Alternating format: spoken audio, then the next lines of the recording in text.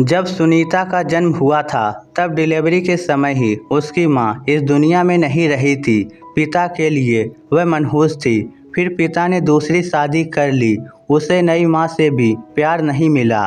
दादी के साए में जैसे तैसे बचपन गुजरा। जब 15 साल की हुई तो एक दिन दादी भी इस दुनिया से अपनी यात्रा पूरी करके चलती बनी।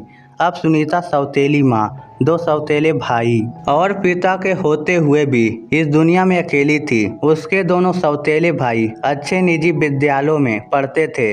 सुनीता की पढ़ाई ऐसी स्कूल में हुई जिसमें पैसे नहीं लगते थे। घर में वह सौतेली माँ के लिए एक नौकरानी से ज़्यादा कुछ नहीं थी। स्कूल से आने के बाद वह घर का पूरा काम करती थी।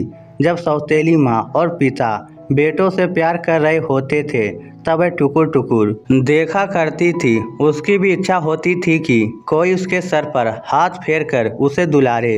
जब वह दुखी हो तब कोई उससे पूछे कि तुम्हारी तबीयत ठीक है ना। उसे पढ़ने के लिए जरा भी टाइम नहीं दिया जाता था। फिर भी स्कूल में प्रथम स्थान पर आती थी।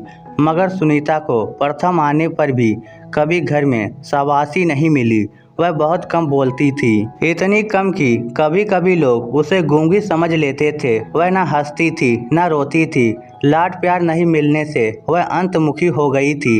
एक एक बूंद प्यार के लिए तरसते तरसते वह जवान हो गई।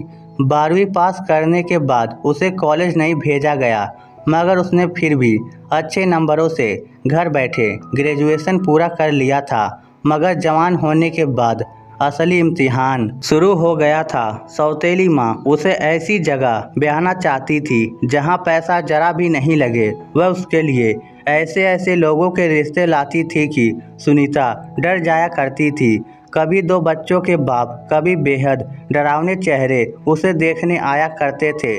ज़्यादातर लोग विदुर ही होते थे, मगर उसका पिता उन रिश्तों के लिए मना कर देता था, चाहे वह उसे कितना भी मनहूस समझता हो। मगर थी तो वह उसकी बेटी ही। फिर एक दिन एक बाका नौजवान सुनीता को देखने आया।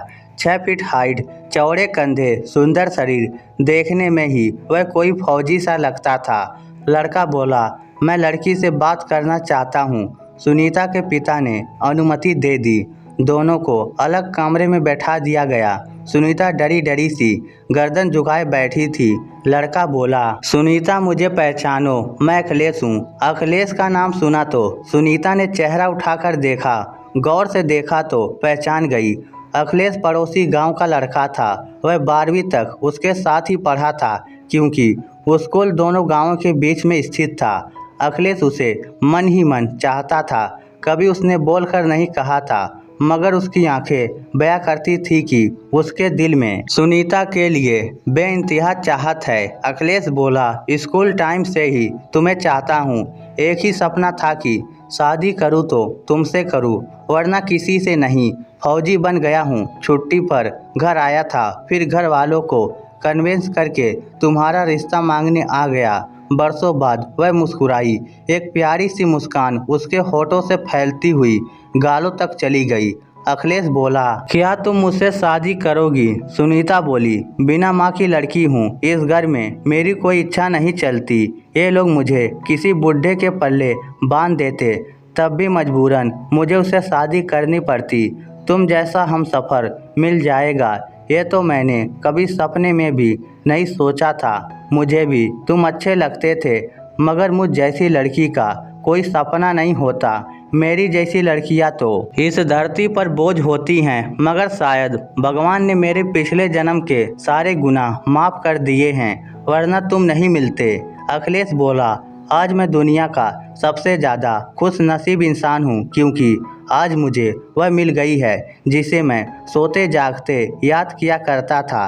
फिर उन दोनों की सगाई हो गई। 1 महीने बाद दोनों की शादी हो गई। सुनीता ने सोचा था वह विदाई पर जरा भी नहीं रोएगी, क्योंकि इस घर में ऐसा कोई भी नहीं था जिसको छोड़ने का उसे दुख होता हो। जब वह विदा हो रही थी तब उसकी सौतेली माँ दुनिया को दिखाने के लिए बेमन से उसके गले लगी। दोनों सौतेले भाई भी उसके गले लगे। उनसे मिलकर सुनीता की जरा भी रुलाई नहीं फूटी। मगर जब बाप ने सर पर हाथ फेर कर कहा कि भगवान तुम्हें हमेशा खुश रखे। तब ना जाने क्यों उसके आंसू निकल आए और वह दहाड़ मारकर पिता के गले लग गई। जिस पिता ने ना गोद में खिलाया था, ना कभी लाड लड़ाया था, ना कभी प्यार जताया था, मगर आज सर पर हाथ रखा तो वही सुनीता को सारे जहां का प्यार लगा। पिता ने पहली बार महसूस किया कि उसका क्या बिगड़ जाता अगर इस फूल सी बच्ची को थोड़ा सा प्यार दे देता। सुनीता विदा हो गई, मगर विधि का विधान देखिए। उसके विदा होने के दूसरे ही दिन उसके पिता को लकवा मार गया। कमर से नीचे का हिस्सा सुन्न पड़ गया था। अब वह चलने फिरने का मोहताज हो गया था।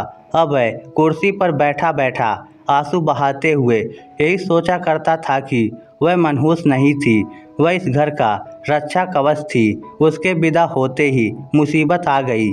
इस स्टोरी को लेकर आपकी क्या राय है, नीचे कमेंट करके हमें ज़रूर बताइएगा। धन्यवाद।